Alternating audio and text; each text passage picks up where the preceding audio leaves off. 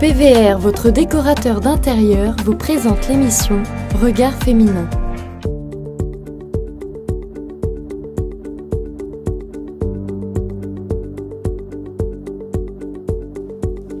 Bonjour à tous et bienvenue sur le numéro 4 de Regard féminin.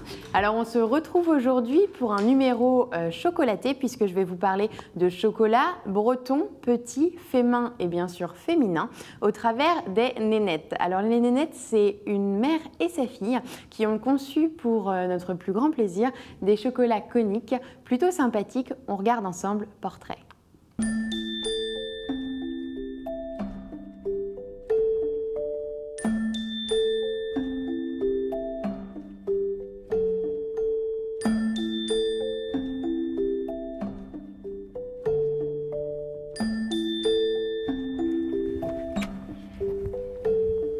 Toc toc toc.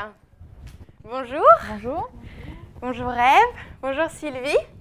Alors j'arrive donc dans le labo des nénettes.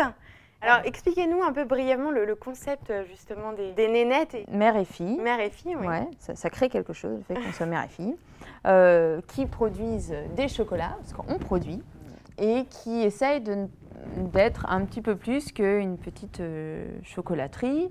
Et on souhaite tout produire de A à Z dans ce qui contient le chocolat et aussi l'image. L'image, finalement, c'est aussi en interne parce que c'est ma mère qui le fait. Qui le fait. Voilà. Bon, on va commencer par la base. On va aller voir comment se fabriquent ces chocolats, les dessous de cette création. Pas de problème. On y va. Donc, effectivement, je vais vous montrer comment on fait les chocolats parce que le concept, c'est aussi ce qu'il y a autour du chocolat, la boîte, le délire, mais aussi le chocolat en lui-même, sa forme. Donc, on a un seul moule, conique. Conique, oui. Voilà.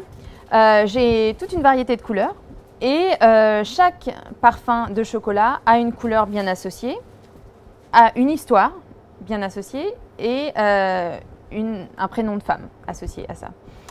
Donc là, en l'occurrence, c'est Françoise. Donc Françoise, c'est crème de cassis. C'est ma tante qui avait... Enchantée Françoise. Et alors du coup, ça c'est ce qui donne la couleur au bout du cône, mais c'est pas ce qu'il y a à l'intérieur ou c'est aussi ce qu'il y a à l'intérieur? Non, ça c'est juste la couleur du bout du cône. D'accord. Et là, il n'y a pas de parfum. Hein. C'est juste un repère pour nous, pour les clients et quelque chose de sympathique à l'œil une fois que la boîte est garnie de différentes couleurs. Quoi.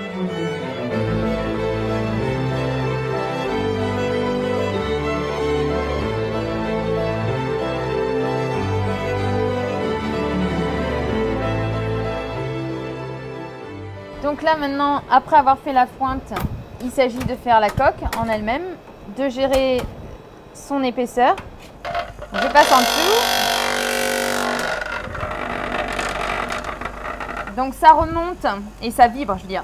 Ça vibre pour faire remonter les bulles de chocolat, hein, parce que moi j'en veux pas. Donc là, il y en a une qui apparaît. Et là, je retourne. Là, ils ont un petit peu chaud. Et voilà, on les range tête bêche. Nous, on essaye de le vendre en 10 jours et on le conserve en froid positif, mais dans une boîte scellée avec une pastille qui absorbe l'oxygène. Donc ça fait ventouse autour de la boîte et voilà, ça garantit 2 mois de conservation. Voilà. Il n'y a plus qu'à les déguster. Maintenant qu'on a vu comment sont fabriqués les chocolats, Okay. on va regarder comment et dans quoi on peut les offrir et les rapporter chez nous autour du packaging. Pas de problème. Allez, j'y vais. C'est ça parti. À tout à l'heure. Au revoir.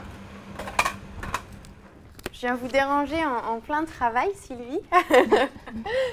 Ça va. Donc comme vous l'avez dit tout à l'heure, vous vous occupez un peu plus de tout ce qui est processus, entre guillemets, marketing et vente dû à votre formation initiale. Ouais, en fait j'ai toujours adoré ça. J'y ai travaillé pendant longtemps dans une entreprise d'emballage de la région qui travaillait déjà pour les pâtissiers chocolatiers. Donc là on voit tous les essais qui sont sur la table. Donc c'est pour changer, parce que j'ai envie de changer, parce que ça fait 3 ans, 4 ans maintenant qu'on a le même emballage et que je trouve ça bien d'en avoir un nouveau. Voilà, pour compléter la gamme, il y a plein de possibilités de couvercles. Voilà. qui sont sympathiques. Et puis, parce que ça fait un petit contenant, 6 chocolats. Alors celui-là, en fait, c'est le premier emballage qui est né. Il est né du hasard.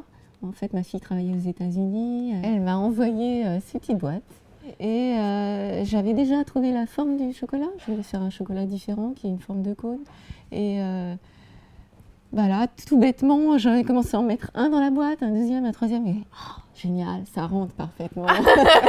C'est exactement ce qu'il faut. Ça forme une fleur. Voilà. Alors donc du coup, on a ces petites cups qu'on peut même, donc c'est ce qu'on disait tout à l'heure, personnaliser. Alors regardez par exemple la Bretagne dans la peau et on retrouve en dessous la petite fleur avec tous les chocolats.